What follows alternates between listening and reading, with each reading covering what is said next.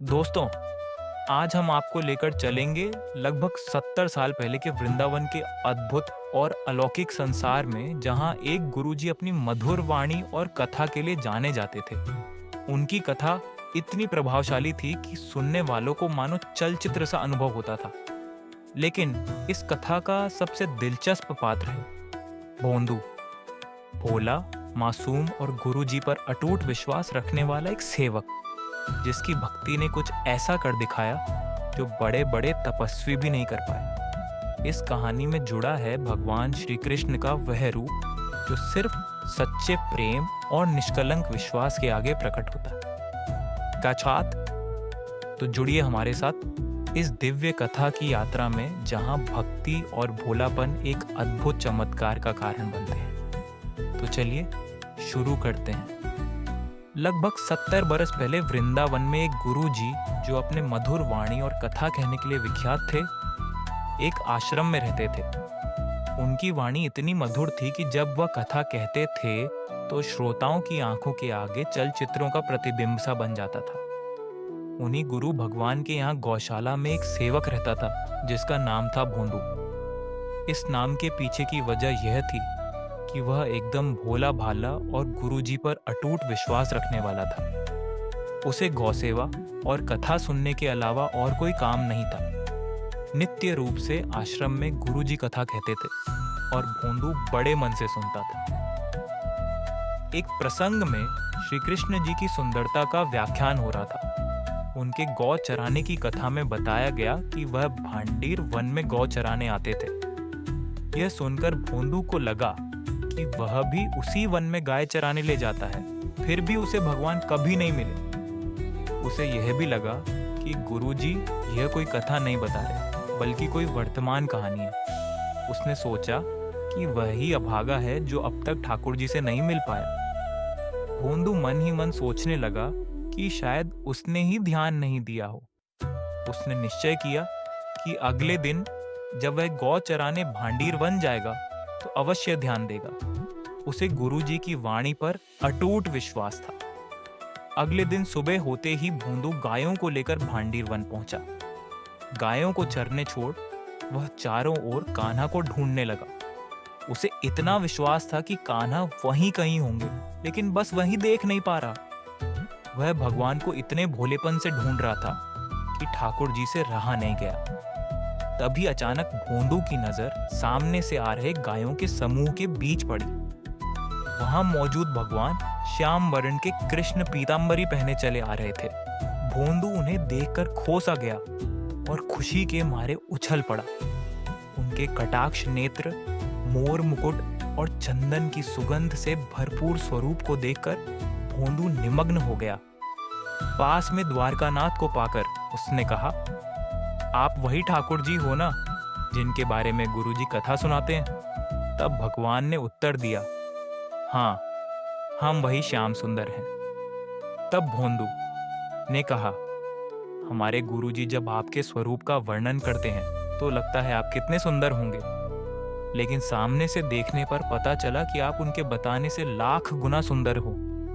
श्री कृष्ण ने कहा, सिर्फ बातें ही करोगे या कुछ खिलाओगे पिलाओगे भी? तब भोंदू बोला, आप मेरे हाथ का खाओगे। इसके बाद भोंदू ने अपनी पोटली से भगवान के सामने रोटियां प्रस्तुत की। केशव ने सारी रोटियां खा ली। खाने के बाद भगवान बोले, और खिलाओ। तब भोंदू ने कहा, इतना ही मैं खाता हूं। माधव ने उत्तर दिया, फिर तो कल से और रोटियां लेकर आना, हमें बहुत भूख लगती है।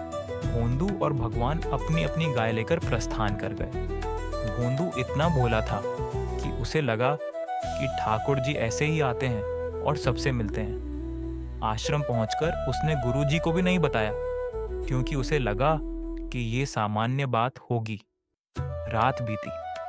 अगले दिन रोज की तरह भोंदू फिर गायों को लेकर जाने से पहले रसोइये से खाना लेने गया। ज्यादा भोजन रखने को लेकर रसोइये ने कहा, तू तो इतना खाता नहीं है, फिर किसके लिए इतना भोजन ले जा रहा है? इतने में गुरुजी भी आ गए और पूछने लगे, भोंदू, तेरी तो इतनी खुराक नहीं है। तब भोंदू ने बहुत ही सहज भाव से जवाब दिया, भांडीर वन में जब मैं जाता हूँ तो वहाँ ठाकुर जी भी आते हैं। उन्होंने मुझसे भोजन के लिए कहा है। ये सुनकर गुरुदेव बोले, अरे कोई उनका हुलिया बनाकर तुम्हें छल रहा होगा। तब भोंदू ने उनके स्वरूप का विस्तार करते हुए कहा, जहाँ भी उनके चरण पड़ते हैं वह जगह खिल जाती है और सुगंधित हो उठती है। उनके कमल जैसे नेत्र हैं। गुरुजी मन में विचार करने लगे कि कोई और होता तो शायद नहीं मानते, लेकिन भोंदू जैसा निश्चल और भोला इंसान झूठ नहीं बोल सकता। तब गुरुजी ने कहा, जब तुम आज ठाकुर जी से मिलो तो उनसे कहना कि तुम्हारे गुरुजी ने बुलाया है। यह सुनकर भोंदू गदगद हो उठा, क्योंकि उसे लगा कि यह काम तो किसी शिष्य को भेजकर भी कराया जा सकता था। फिर गुरुजी ने मुझसे कहा है। वह बहुत खुश हुआ। भोंदू खुशी से नाचते गाते भांडीर वन पहुंचा। वहां जैसे ही श्याम सुंदर मिले, उन्होंने कहा, भोंदू खिलाओ, भूख लगी है। भोंदू तुरंत पत्तल सजाने लगा और बोला, मेरी एक प्रार्थना है कि मेरे साथ आश्रम चलिए, वहां गुरुजी से मिल लीजिए। तब भगवान ने उत्तर दिया, देख भोंदू, हम किसी से नहीं मिलते।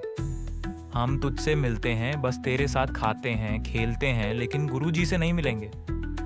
भोंदू ने चरण पकड़कर कहा, मैं तो आपको जानता तक नहीं। वह तो गुरुजी ने ही आपके विषय में बताया कि आप भांडीर वन आते हैं गाय चराने, तभी तो मैं आपसे मिल पाया। जिन गुरुजी ने आपके बारे में बताया और समझाया, वे आपको बुला रहे हैं। आप मना न करो, चलो मेरे साथ। तब मधुसूदन ने कहा, देख भोंदू, तू जो कहेगा हम सब करेंगे, लेकिन तेरे अलावा किसी और से नहीं मिलेंगे, चाहे गुरुजी हों या उनके भी गुरुजी हों। ठाकुर जी रोटी खा रहे थे गुड़ के साथ। भोंदू ने गुस्से में रोटी खींच ली और बोला, यह भी मत खाओ, यह भी गुरुजी की है। पत्तल भी उठाकर कहा, यह भी गुरुजी के यहाँ का बना है। और सुनो ठाकुर जी, मुझे इस योग्य गुरुजी ने बनाया है। अगर उनसे नहीं मिलना है तो मेरी भी वचन सुन लो कि कल से यहाँ मत आना, मुझे भी आपसे नहीं मिलना। ठाकुर जी बोले, तू अभी जानता नहीं है, बड़े बड़े लोग तपस्या करते हैं हिमालय जाकर मेरे दर्शन के लिए, और हम तेरे सामने इतनी सहजता से बैठे हैं, और तू कह रहा है कि कल से नहीं मिलेगा।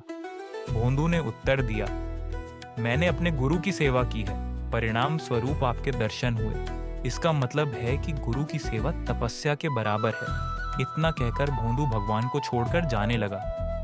भगवान बोले, अरे भोंदू, रुक तो जा। तब उसने कहा, अब मैं तभी रुकूंगा जब आप ये वचन देंगे कि गुरुदेव से मिलेंगे। तब भगवान श्री कृष्ण पीछे दौड़े और भोंदू की कमर पकड़कर चढ़ गए। बोले, तू मत जा छोड़कर, जहां ले चलेगा वहां जाएंगे। चल, ले चल गुरुजी के पास।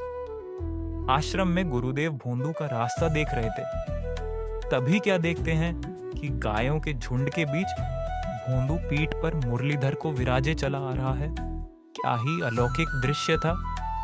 यह दृश्य देखकर गुरुदेव मंत्रमुग्ध हो गए। जब होश आया तो नंद नंदन सामने खड़े थे। उठते ही गुरुजी ने भोंदू को प्रणाम किया और कहा, तेरी भक्ति को प्रणाम करता हूं कि आज तेरे कारण स्वयं त्रिलोकीनाथ मेरे आश्रम आए। तो दोस्तों, यह थी एक भोले निष्कलंक भक्त भोंदू की अद्भुत और प्रेरणादायक कथा, जिसने अपनी सच्ची भक्ति और सरलता से स्वयं भगवान श्री कृष्ण को अपने गुरु जी के आश्रम तक ले आने के लिए विवश कर दिया। इस कहानी ने हमें सिखाया कि भक्ति का सबसे बड़ा आधार है गुरु की सेवा, विश्वास और निष्ठा।